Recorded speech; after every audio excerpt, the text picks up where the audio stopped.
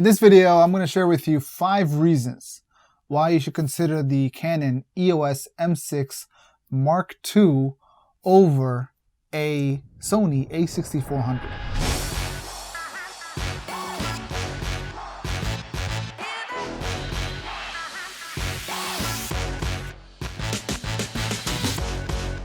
So, 5 reasons why you should consider the Canon EOS M6 Mark II over the Sony a6400 or any of the a6000 series.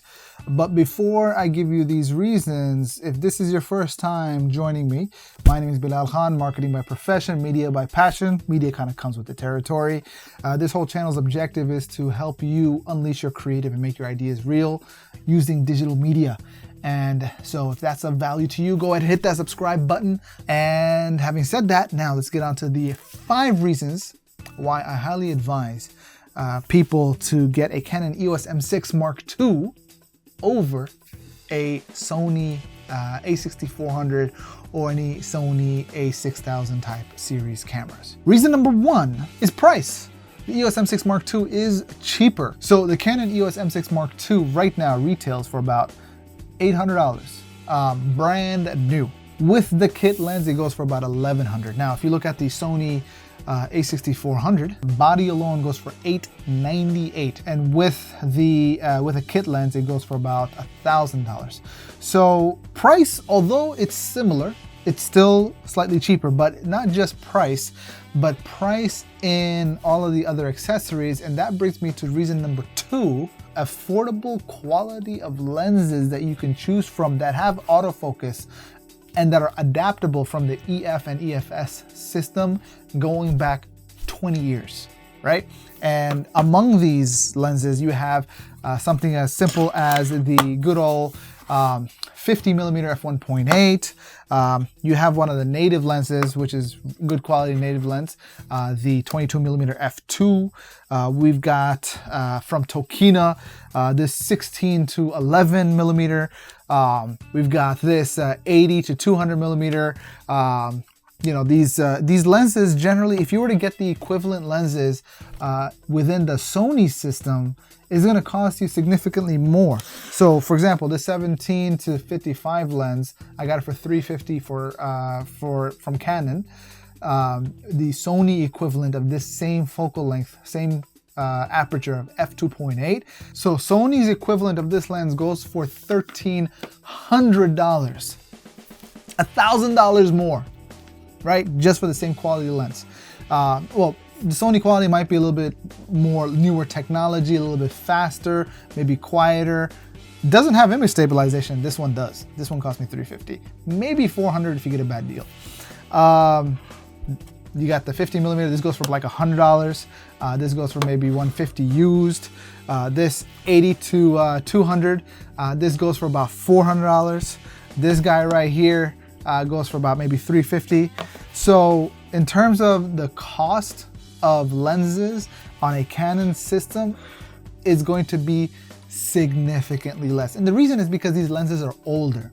Okay, they may not be as fast, they may not be as quiet, and but they're being adapted from larger bodies, and they work just fine. So that's reason number 2. Reason number 3 is color science. Color science can be subjective, but what I'm talking about, especially from the perspective of what it looks like out of the box, right? Canon, right out of the box, well, I mean, I keep pointing to this screen, but this right here, this Canon, and almost every other Canon, right out of the box, it doesn't necessarily need much editing. The thing about Canon is that if you do the edit, and in my case, whenever I do the edit is involving changing up the contrast and how much Canon crushes the blacks, because there tends to be a lot of noise in the image. Sony, on the other hand, like out of the box, standard picture profile, it works, it's fine. But the moment you start cranking up that ISO in low light settings, you're gonna see some greeny look.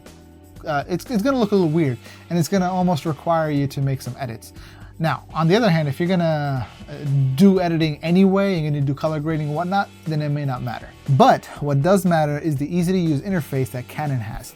It's intuitive, it's very straightforward and simple, literally spending like 5 minutes with it and you know exactly where everything is and you know how everything functions.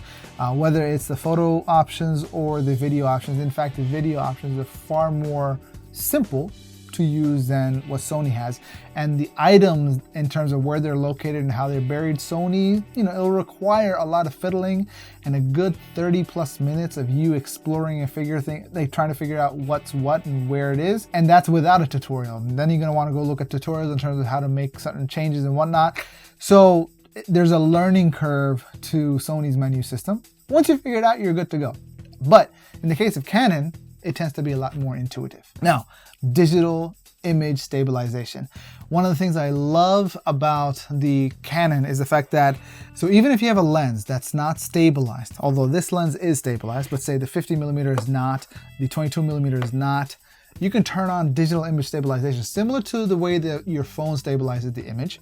And once you've got it turned on, it's got a pretty decent stabilizer, right? It looks good, right? It doesn't look all smudgy and whatnot unless your shutter speed is really, really low.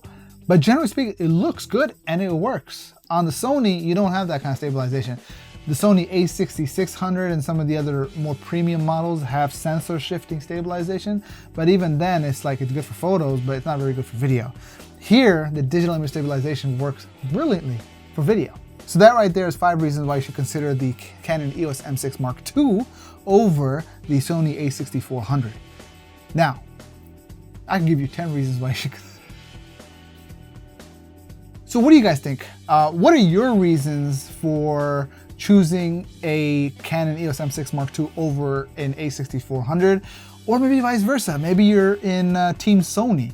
And you have some reasons to pick the Sony over the Canon. Let me know in the comments below, and I'll see you soon.